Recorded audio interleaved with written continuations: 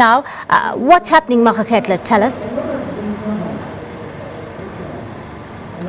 Very good afternoon to you, Kashni. Yes, indeed, the students are still underway with their meeting. Of course, as you know, and everybody knows that there was supposed to be a general assembly among the students as well as the management of VES. But of course, students saying that the VES management have actually been running away from them and denying to speak to them. But just to get a sense of how those mediations were going, we have one of the mediators here, Advocate Dali Mpofu, just to tell us about the whole process of that particular mediation. Sir, thanks so much for your time indeed. Could you please take us through that particular process overnight? Thank you very much. I think it's important to say that my involvement here and also the other former leaders came really from being requested by the key parties to participate in assisting them to find solutions when it became clear that the situation was getting to dangerous proportions. Ironically, I got the very first call from Professor Habib last Friday, who said that because I had represented the students in a court case, could I assist? And we spoke at that time about various ways in which we could have assisted. And as it happened, the following Monday or Tuesday, I then got a call from the students who said, we are being shot at, we need you as our parents, as former student leaders to come and assist us. So I felt very comfortable to come here on Tuesday because both sides, as it were, had called me separately without even knowing that the other one had called me. When I came here on Tuesday, the first thing I saw was the fact that we got shot at with tear gas and stun grenades by the police, completely unprovoked. And thereafter, we were asked. I then fetched my other fellow presidents of the Black Student Society in the 80s. I was the president of the Black Student Society here in 1985 and 86. And we conferred and we said, let us intervene. I gave them the background. It turned out that some of them also had received calls from Professor Habib or from the students.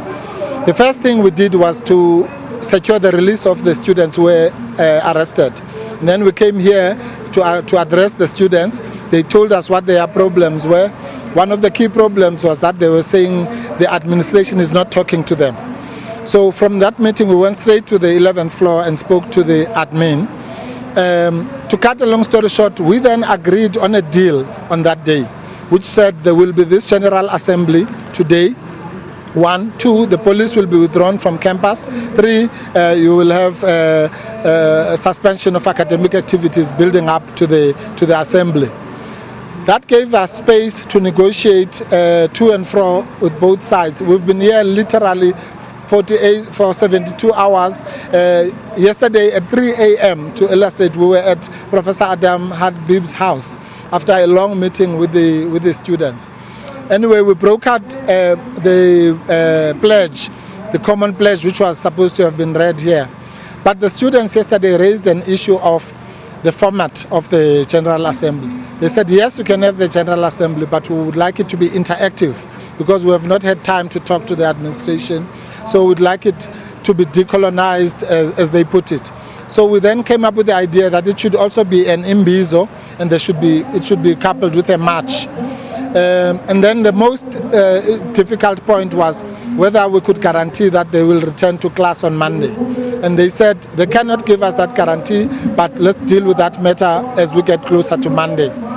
I'm sure Professor Habib, I saw him on the press conference this morning. He explained what happened next. We then went and reported to him, and then they took a decision this morning to postpone the General Assembly. And the other constituencies took a decision to continue with it.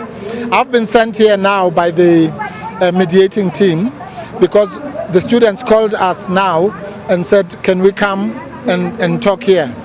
I conferred with my other colleagues. They said I must come here.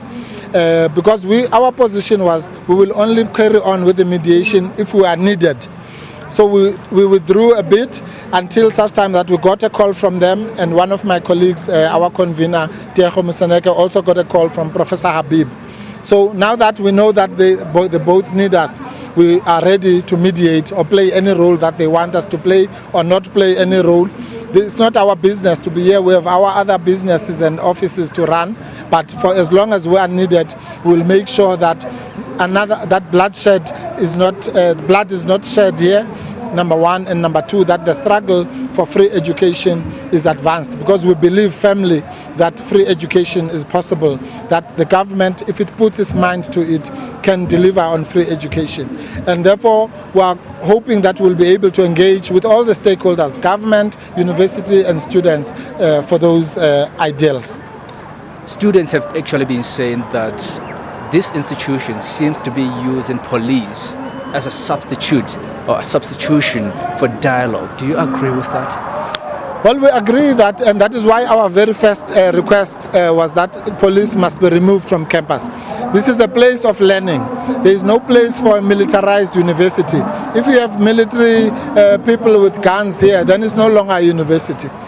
Equally, and we accept that, we said it straight to the students, to their face, that equally there's no place in a university for burning buildings, for breaking doors and windows, and they accepted that. Hence they agreed that if the police withdraw, they on their side will instill to their membership to get conditions of peace, which has allowed us to be here for the past 3 days. I can predict that if we had not intervened on Tuesday, this place would have been a bloodbath by now. They would have been running battles, somebody might have died, and so on. So the issue of violence is very central to this. It is a non-negotiable. The university must be demilitarized to allow for intellectual ideas. There should be a battle of ideas, and people must not be coerced to do anything, but they must be convinced and persuaded with intellectual force. Some of us, when we were student leaders here, there were only at most 1,000 black students in a university body of 20,000.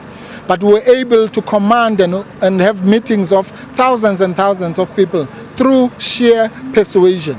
And that is what we want to happen, more so now in conditions of democracy, where there is space for people to go to court, to protest, and to ventilate their anger in many other ways.